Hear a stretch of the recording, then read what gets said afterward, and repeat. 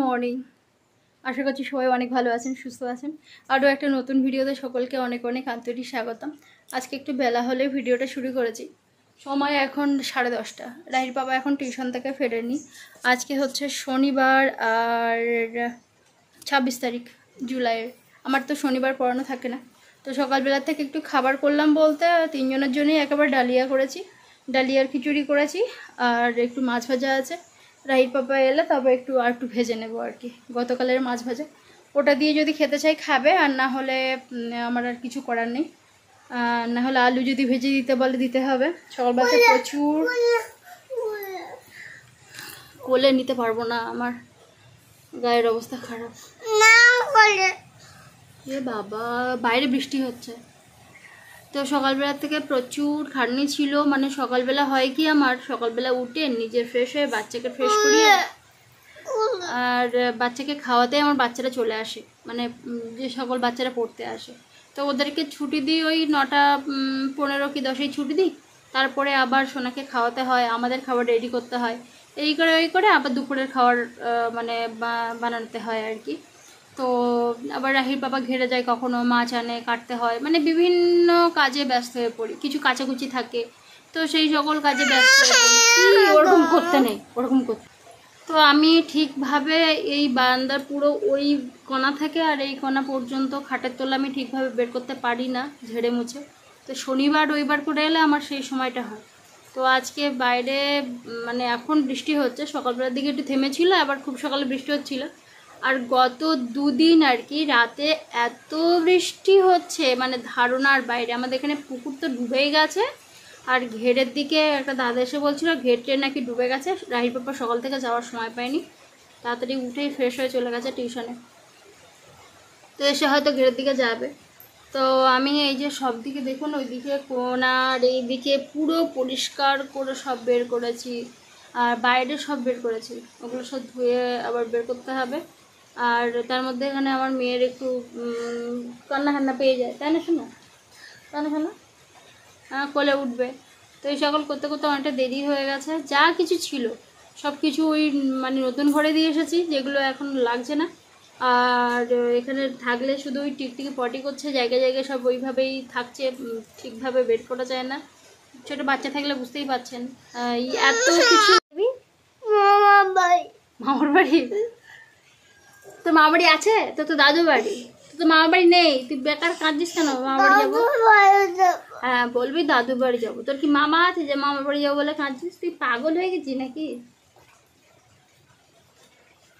হ্যাঁ, তুই তো জ্যান্ত পাগল।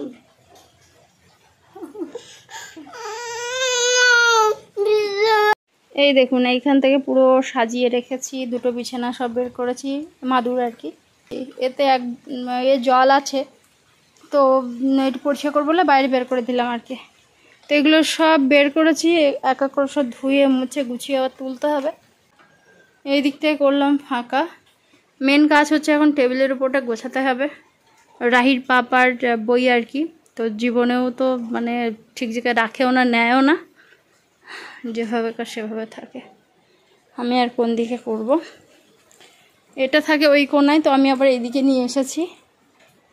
কদিন ধরে খুব কেসেছিলাম, চেয়ারের উপরে ছিল, সেগুলো সব খাটের উপরে রেখেছি, এখনও ভাঁজ করতে হবে। যেদিকে তাকাবো সেদিকেই কাজ। ওদিকে রান্নাঘরটা এখনও মানে ঝেড়ে মুছে বের করা হয়নি, মোছা হয়নি। তো গ্যাসের উপরে আবার ওই খিচুড়ি করেছি, তো ওটা একটু পড়েছে, তো এখন সব মুছতে হবে। মানে যেদিকে দেখাচ্ছে আমার সেদিকেই কাজ, কিন্তু এখন আমার মেয়ে ভীষণ কান্নাকাটি করছে। আমি কি করব, কোন দিকে যাব? এদিকে বৃষ্টি হচ্ছে বলে কিছু চাল, আটা, তারপরে সোনাইয়ের কিছু জিনিসপত্র ছিল, সব আবার ওই ঘরে দিয়ে এলাম। এই সকলগুলো করছি, মুরগিগুলোকে আবার খেতে দিলাম। চারিদিকে একটু মাকড়সার জাল হয়েছিল, এদিকে ওদিকে, ঘরের ভিতরে, এদিকে ওদিকে, মানে তো হবেই, তো সেইগুলো সব বের করলাম। দেখি আমার ঘের পুরো ডুবে গেছে, আশেপাশে সব ঘের বেশিরভাগটাই ডুবে গেছে। মাছ তো পায়রা দলে গেছে। হ্যাঁ, তো এই জন্য আটলে যা পড়েছে আমি ছাড়িনি, সব নিয়ে চলে এসেছি। এই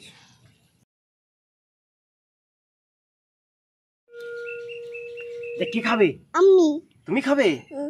ও, তুই খাবি?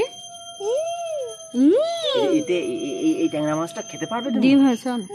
হ্যাঁ ডিম হয়েছে, বড় বড় ট্যাংরা মাছ দেখেছো? ট্যাংরা মাছটা কোনো পড়ে না, বৃষ্টি হয়েছে বলে পড়েছে না? বৃষ্টি হয়েছে বলে ওটা এটা মা খাবে, এটা মা খাবে, বাগদা কে খাবে? বাগদাটা মা খাবে আর ট্যাংরা মাছটা ও খাবে। ও তুমি ট্যাংরা মাছ খাবে? এটা আমি খাবো, এটা মা খাবে।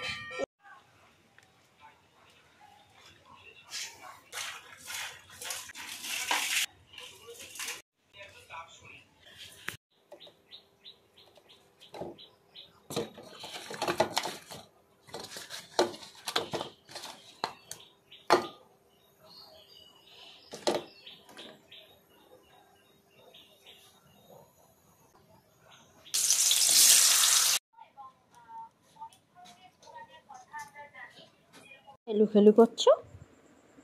হ্যাঁ,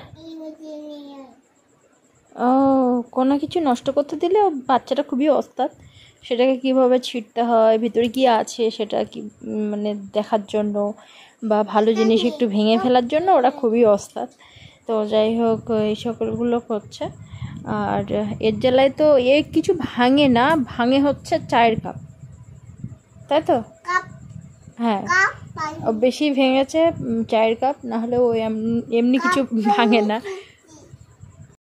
এবছর অন্যান্য বছরের থেকে না একটু বৃষ্টির চাপটা একটু বেশি, তো তার জন্য কিন্তু এখনই মানে খাল পুকুর ডুবে গেছে বা ঘেরিটাও ডুবে যাচ্ছে আর কি।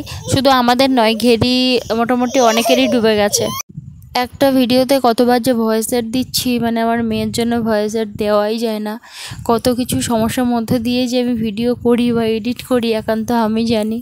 তো যাই হোক গতকাল রাতে কিন্তু রাহির পাপা বলছিল ভাগ্যিস পার্শে মাছ ছাড়িনি, পার্শে মাছ দ্রুত চলে যায়, একটু ডুবে গেলেই চলে যায়। তো জানি না এখন রূপচাঁদা মাছ তো 300 পিস ছাড়া আছে, তো কতটা কি গেছে কি ব্যাপার আমরা বুঝতেও পারছি না। আসলে যখন জলটা বাইরে থেকে ঢোকে না তখন ঘেরের মাছ বেরিয়ে যেতে মানে খুব সুবিধে, তো ওই জন্য এখন বোঝা যাচ্ছে না। আর আমাদের সেই ঘেরিতে যখন মাছ মরেছিল তারপর থেকে বোধহয় একবারই মাছ ছেড়েছিল রাহির পাপা, তারপর থেকে আর মাছ ছাড়া হয়নি এই বর্ষার সময় ডুবে যায় বলে। প্রতি বছর বাঁধ দেওয়া প্রচুর টাকার একটা খরচ হয়, যেহেতু আমাদের পকেট ঘেরি তেমন তো ইনকাম হয় না, বেশিরভাগ দেখা যায় যে আমাদের বাড়িতে খাওয়ার মাছটুকুই হচ্ছে, তো সেক্ষেত্রে অতটা খরচ করে পারা যায় না। এদিকটাই ক্যামেরা ঘুরিয়েছিলাম, আসলে এই জায়গাটা আর কি বদ্ধ হয়েছিল। আর যত জিনিসপত্র এটা ওটা মানে রেখে বদ্ধ হয়ে থাকবে না, তত ইঁদুরের উৎপাত এত বেড়ে যাচ্ছে যে রাতে আমাদের আচমকাই ঘুম ভেঙে যায় ইঁদুরের জন্য আর কি।